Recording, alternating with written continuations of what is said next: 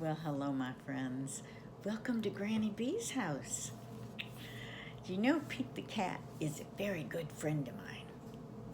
I like reading Pete the Cat books because they're just a little bit silly, but there's usually a little bit of a lesson in there.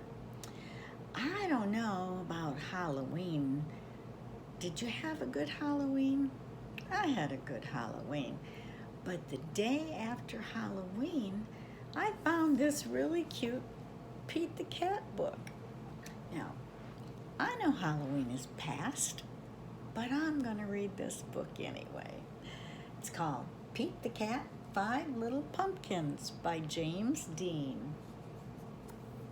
They look like pretty big pumpkins to me, but he calls them 5 little pumpkins, so we will too.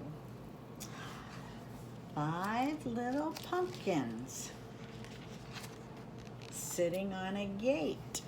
The first one said, "Oh my, it's getting late."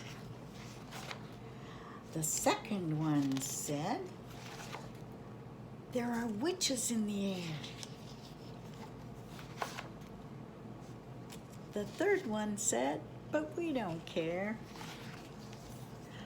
The fourth one said, "Let's run and run and run and run." The fifth one said, what did the fifth one say? Turn the page, Granny B. "I'm ready for some fun." Ooh, they have their trick-or-treat bags out. But then, ooh, went the wind. And out went the lights. Good thing they had lights inside so we could see their faces. But Pete comes back with a flashlight and says, and the 5 little pumpkins rolled out of sight. It was Halloween and they were gone. Happy Halloween. Well, I hope you had a happy Halloween. Granny B had a happy Halloween seeing all the little trick-or-treaters in their costumes.